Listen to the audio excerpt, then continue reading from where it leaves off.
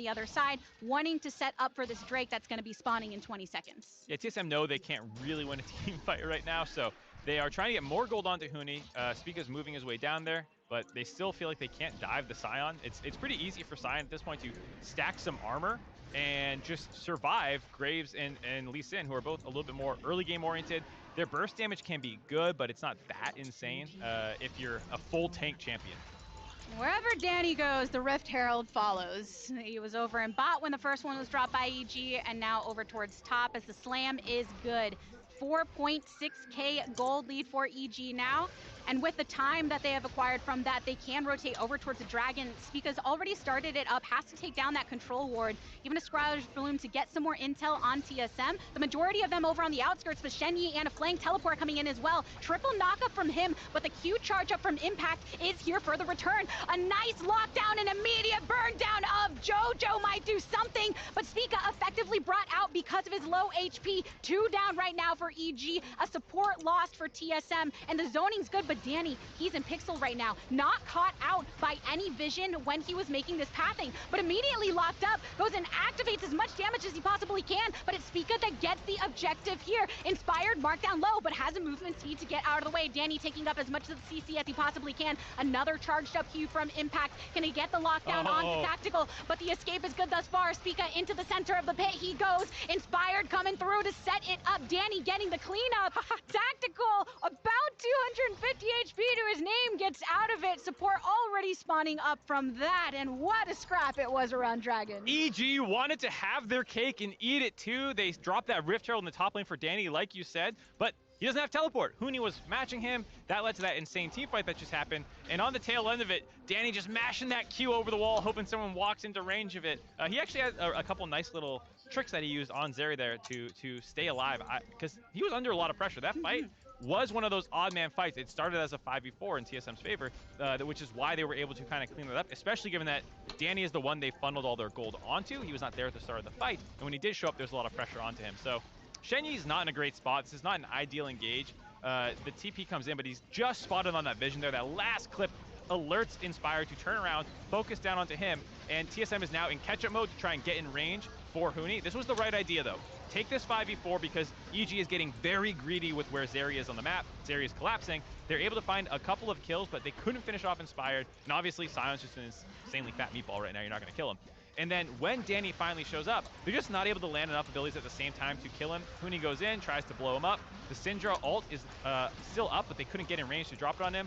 Then they go in to try and finish off Inspired. He runs away. Danny has a nice use of the E movement out of the way of that Lee Sin Q. A lot of people save it for the walls to hop on them. Hold on, we're coming back into live. Oh no, Impact finds 2, but gets the stun up and has the rest of his team coming through. Another teleport over on the EG side, and swishing around onto Spica means that he goes into the grave next. Huni already pursued by multiple members of his opposition. Can he get enough damage down to take someone down with them? Not so much, because Jojo is there with a shockwave. If anything were to happen, EG coming out on top. Trying to make an odd man play there, but it takes so long to kill Impact. It gives plenty of time for the rest of EG to show up, reinforce the Sion, pick up those kills. The gold lead up to 6,500 now.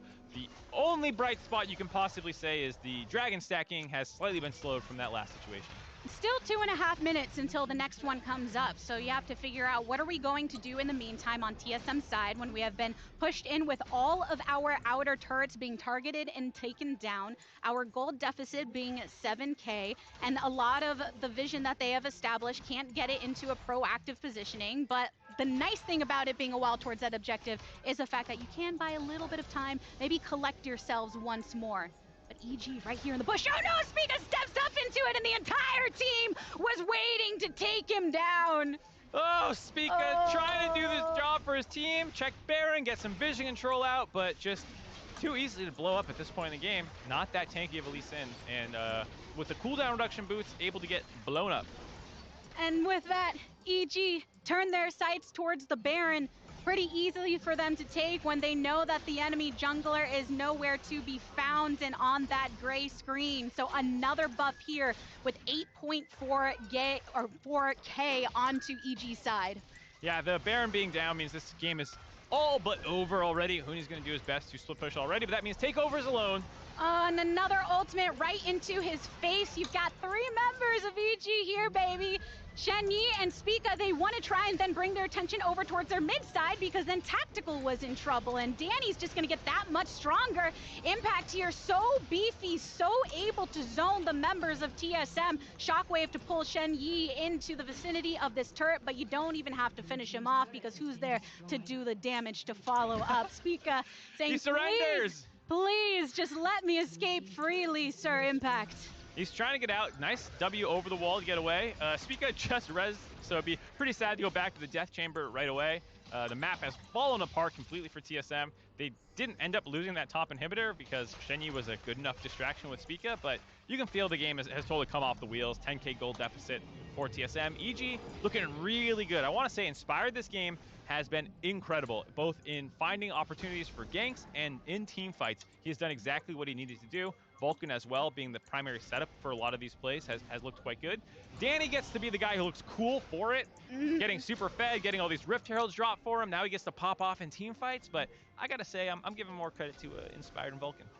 Well, and I think that when focusing in on Inspired specifically, even yesterday, right, in their game against Team Liquid, he had some good moments that were more on the disengaging side, right? Kicking away at Bjergsen, but it was because there was so much pressure from their opposition, he didn't really have as much an opportunity to make a proactive play. And here, right off the bat, was doing just that to set up the team, knowing where those carries are and knowing how to make sure they get fully online. Because look, 4 bounties across multiple members of EG, feeling really good about what they're bringing through as they take down more turrets and keep their sights on these inhibitor turrets as well. Yep, definitely looking like a clean win out from here. They did get some objective bounties for TSM on some of these turrets that they picked up, tier 1s, but during that time, EG has made use of it. They're now breaking into the inhibitors. Full force ahead for EG, sending Inspired over towards mid with the majority of the team down bot. Just look how speedy Danny can make his movement as well on a pick like Zeri to join them.